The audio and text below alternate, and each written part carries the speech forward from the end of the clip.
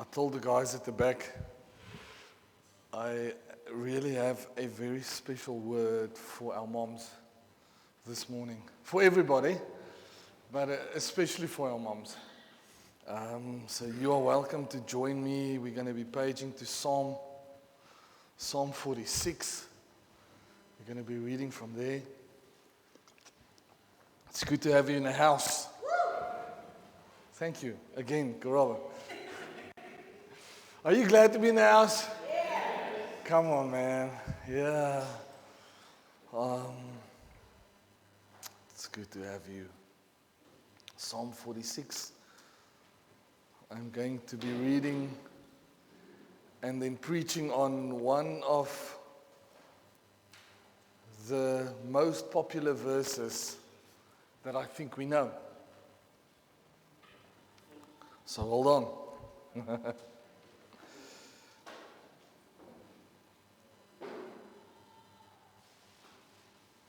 Are you there? Are you ready? Say I'm there. Say I'm ready. All right. Let's get this going. Psalm 46 verse 10 says the following. He says, "Be still and know that I am God. I will be exalted among the nations. I will be exalted in the earth." So the title of this morning is "The Truth About Be Still and Know." The truth about be still and know. The verse, be still and know. Because we have all heard the verse. We all know this verse. If you've heard this verse before, maybe raise your hand quickly so I can see. Yes, thank you. We've all probably at some or another time spoken or quoted this verse, right? Be still and know I am God. No, I'm okay. He's in charge of everything. It's printed on coffee cups. We've seen it on posters, right?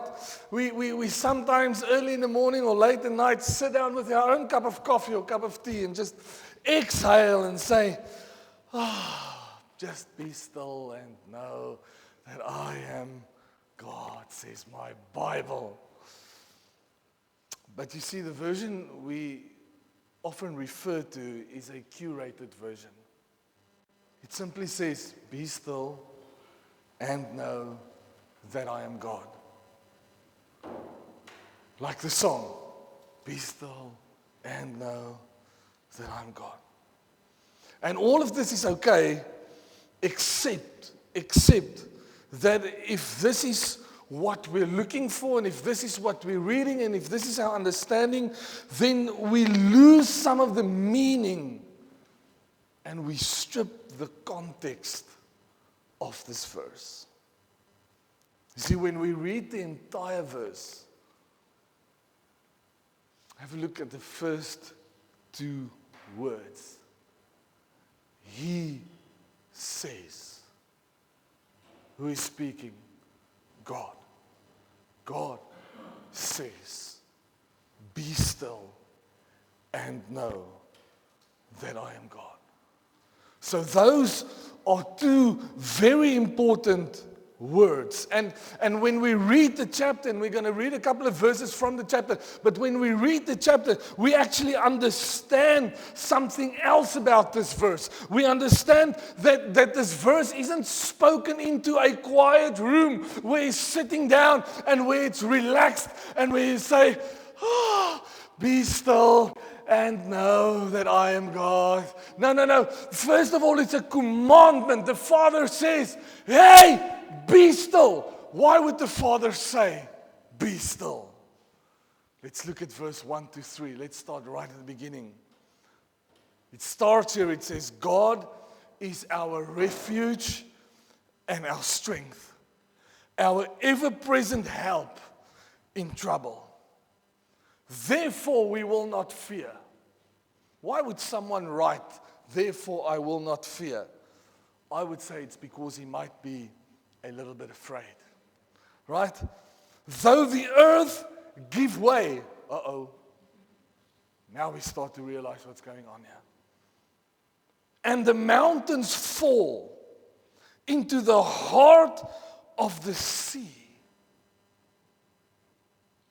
It changes the description of our mind. Though its waters roar and foam, and the mountains quake with surging. Listen, family, I want to propose something this morning. This is not a poem about slowing down, taking a deep breath with a coffee in hand in a nicely lit room. Verse 5 says, God is within her. She will not fail. He speaks about a city, Jerusalem, not a person. God will help her at the break of day. Why would he say God will help her at the break of day? Because it's dark at the moment. And what he is saying is, in this darkness, I will keep on reminding myself that God is within me. And even though it is dark, I will not stumble and I will not fall because God is within me. And there's going to be a time, and there's going to be a day, and there's going to be a place where I am going to see light again. For the moment it's darkness, but I'm going to see light again. And until that time, I will know that God is within me. Nations are in uproar. Kingdoms fall. He lifts his voice and the earth melts. I want to propose this morning, this is a war cry.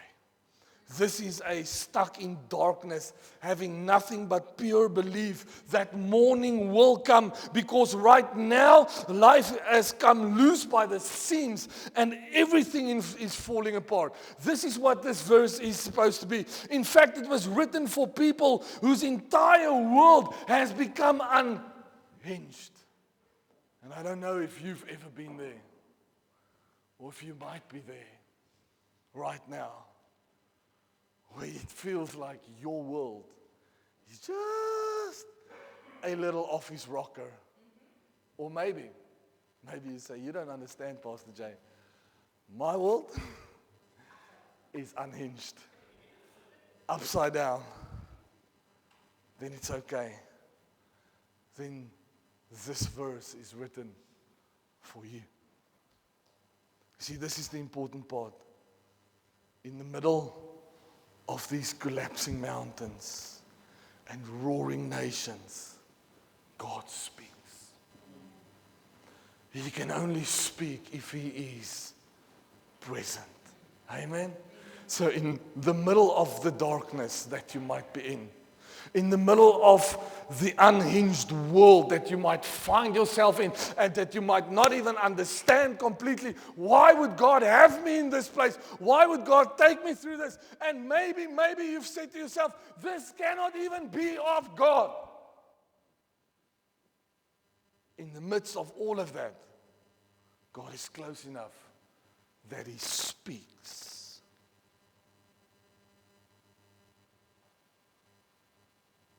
And He speaks to someone not sitting in silence, but He speaks to someone who is more likely gripping some or another sort of a weapon, right? Possibly standing in the rubble of where something used to be, but no longer is. A world that I used to know that is no longer the same. And we can attach to that whatever we want. Maybe it was a relationship that you thought, you know what, he's going to be mine or she's going to be mine and I'm going to be hers forever. And all of a sudden I'm standing all alone. Or maybe it's the business that failed or the company that says, sorry, we don't have enough money to pay you this month and you don't know what to do. Or maybe it's sickness that you've been by the doctor and everything was fine 2 months ago. And all of a sudden he says, I am sorry to have to say this to you. And you're standing there with your weapons ready because I got to fight this. But your whole world, as you know it, have crumbled around you. It's gone. That is the picture I am sketching for you right now. Watching everything you've trusted give way beneath you. That is the person who receives verse 10. That is the person whose heart receives when God says, hey, be still.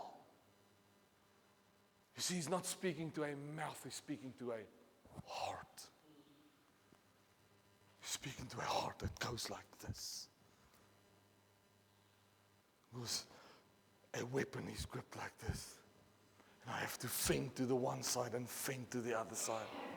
And in all of this, I'm tired, man. And if all of this, I don't know what's going to come for me next. But I'm sure something is. And all is not okay. It is there where he says, be still. It's not a nice saying. It is a command from the Father. And normally what I would tell you is, you know what? I am going to nerd out a little bit. But I'm going to do it differently this morning. Is that okay? Yes. Okay. Get out your cell phone if you can. You're going to make use of it just now. Maybe you already have it out. Maybe you already have it there.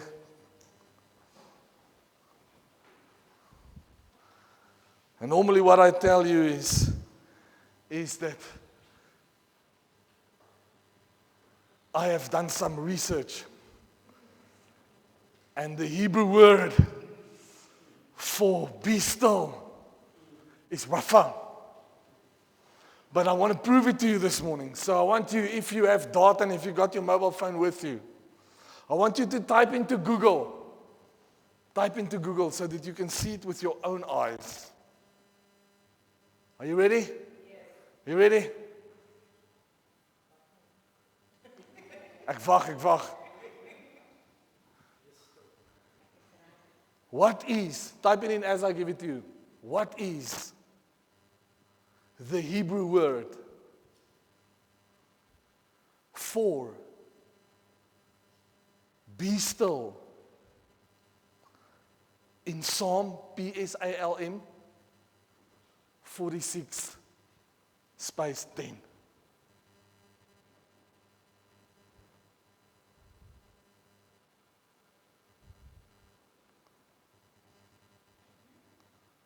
What does it say? Somebody read it to me as Google says it. In Psalm 46, verse 10, the Hebrew word translated as be still is Rapha. There we go. Rapha. All right. Now here it comes. Rapha does not mean to sit quietly. Is that what your Google says? It means to drop. Or to, is that what your Google says? To release. Or to let go. To let your hands fall open. Now come back to me here. You're standing with your weapon in hand. White knuckling it. With your whole world fallen around you in rumbles, in ruins. You're standing there, and the command you get from God is open your hands and let it go. Let go of your weapons. Let go of your strategies. Let go of your plans. Let go of what you have thought will get you out of this. Let go. Let go. It's to let your hands fall open. This word would be for the soldier gripping his sword so tightly with his knuckles so white. And God is saying, please just let it go. Stop fighting the way you're fighting it. Open your hands. And you know what? When we understand this, it changes everything. I want you to see this morning. God wasn't inviting a quiet person into a more quiet place. He was interrupting the terrified person in mid-fight. Do you see that this morning? The stillness he's asking for is not atmosphere. It is surrender. It is not the passive kind. It is the hardest kind. It is the in the middle of the chaos, I want to do it my way kind.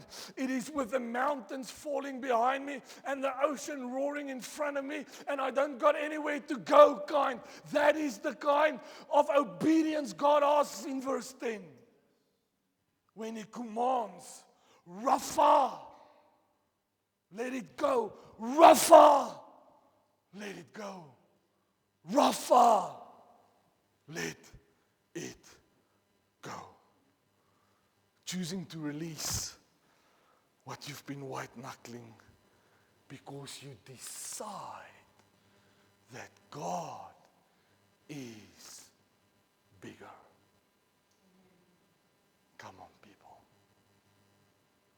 Bigger than whatever I'm holding on to at this moment. Bigger than wandering and the fears and the frustrations and the hurts that I am identifying myself with right now. Bigger than all of that. I want you to know this morning. The people who first heard this weren't just overscheduled and a little bit tired.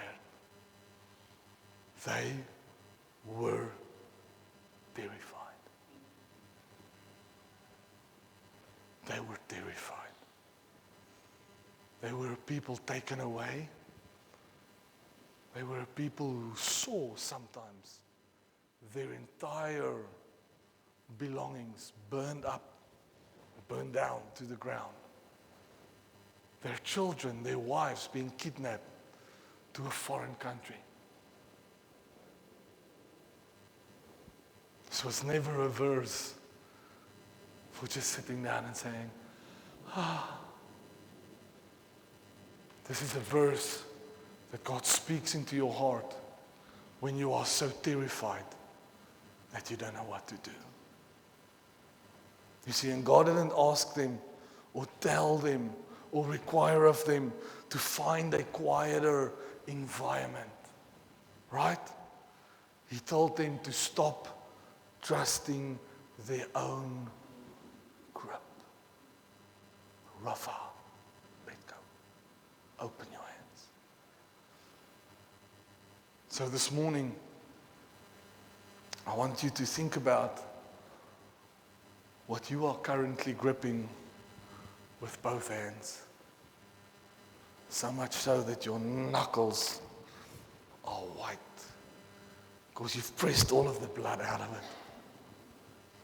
Your proverbial knuckles, your emotional or spiritual knuckles. And you've held on, and you've held on. And as you think of it, what you will start to do is you will start to realize whatever that is, it took the place of where God should, or of where God should be. It came in there and it swapped it out. I made that place my husband or my wife. It should be gone. I made that place my work. It should be gone. I made that place the millions I keep in my bank account. It should be gone. Nothing else.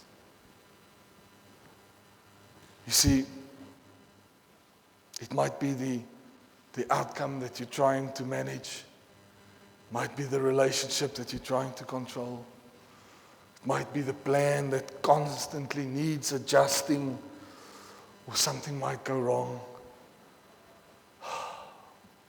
And here's the thing, Rafa doesn't mean we walk away from it. It means we stop gripping it like our survival depends on it.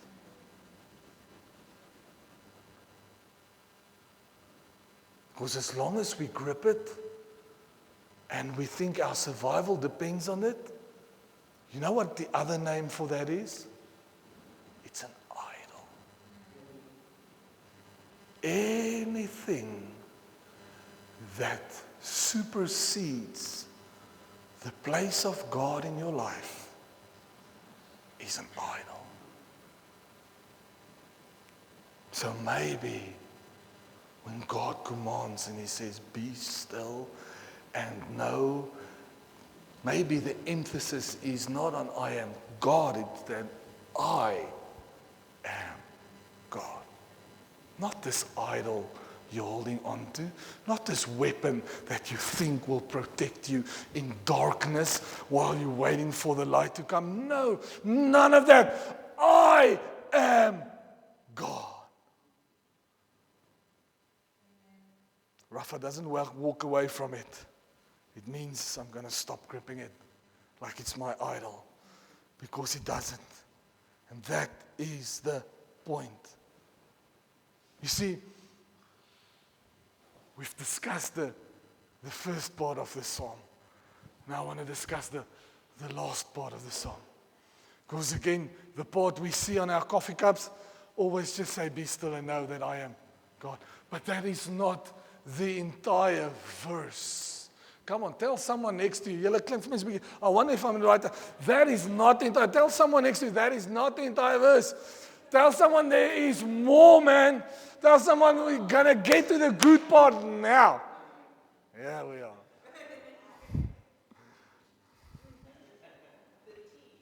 You see, this psalm doesn't end with stillness. It ends with God being exalted. The release isn't the destination. It is the prerequisite. It's the requirement. It is the requirement to step into the victory. Come on, somebody must get this morning. The release isn't the destination. Okay, now the victory. No. It is the requirement for God to say, okay, now it's not your problem anymore. Now it's my problem. You just exalt me, and you will see how I turn this around. The release is the requirement. You can't watch God fight for you when you are still fighting with both hands. You know what your hands are supposed to do instead of this? This. Or this. It makes room for the second half. So, Neil, if I can ask you, it's still there. Have a look at the verse behind me. Maybe you've got it on your phone. He says, it's a command. Be still and know that I am God.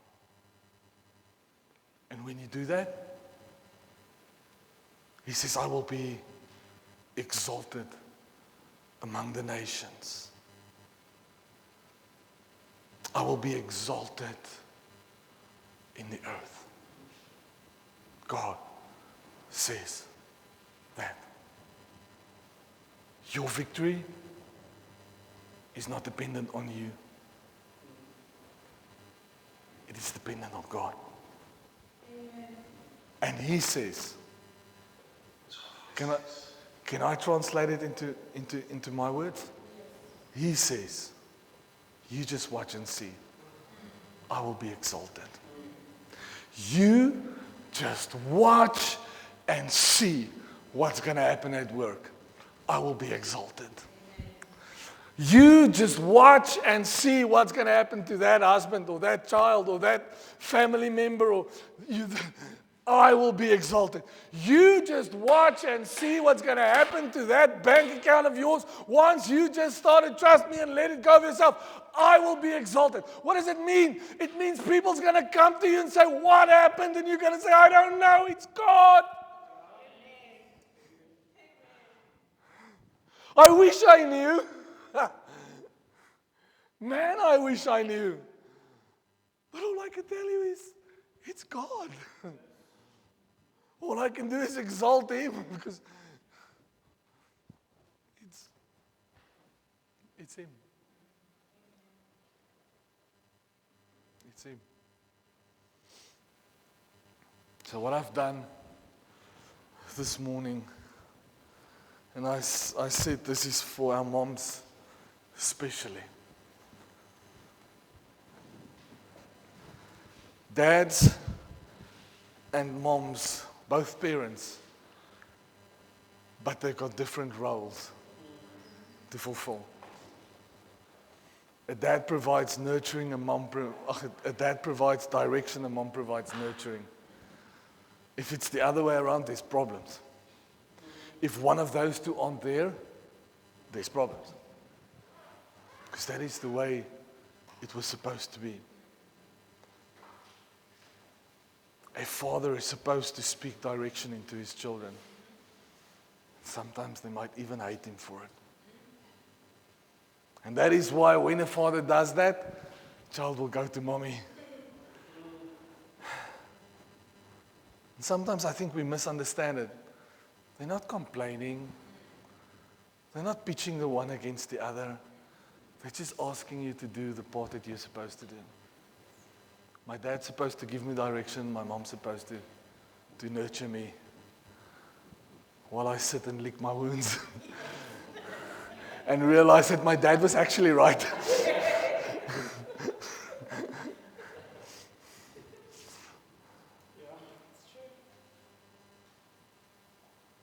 Moms, you got such a special place, but also a difficult place to fulfill.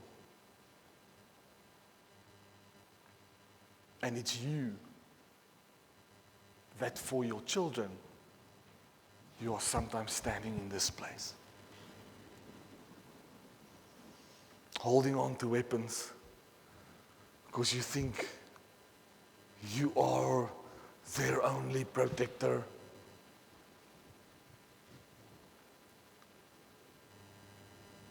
And maybe God says, just let it go.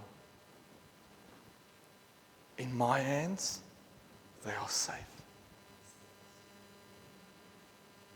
So, moms, what I've done, especially for you, is I've gotten you a little gift. It's in 2 parts, right? The back of the one says Mother's Day 2026 with our logo. Front says He is God. So that you can, I don't know, stick it up on your fridge or on your makeup mirror or wherever, man. But somewhere you're going to see it every day. And you're going to remind yourself, you know what? The best thing I can do for my kids is to place them in God's hands. The absolute best thing. I might not like it, but it's the safest, best place. So this is your reminder. And by the way, dads, you can also, have a gawk at it. And then I got you a little key ring, or I don't know, you can put it on your handbag, or that has the verse, be still and know that He is God. So I'm going to ask Neil to put on a song in just a moment. And when he puts on the song, I'm going to ask all the moms to come stand at the front with me, please. I'm going to give you your gift. And then I'm going to ask everyone else to come and to form a circle around them. And then we're going to just dedicate our moms to the Lord. Is that okay? Yes. So I end with this. God was never waiting for your chaos to stop before He moves. Maybe I'm speaking to you, Mom or Dad or anyone in this house, someone watching this, someone listening to this morning. And you might have been thinking to yourself, you know what? As soon as I can just sort this out, I can put this weapon down, I can invite God in, because then everything is nice and sorted out. And God likes stuff to be nice and sorted out. God doesn't wait for your chaos to stop before He steps in. He commands you to stop so that He can step in and you can praise His name. Neil, will you put the song on for us? Moms, come join me at the front.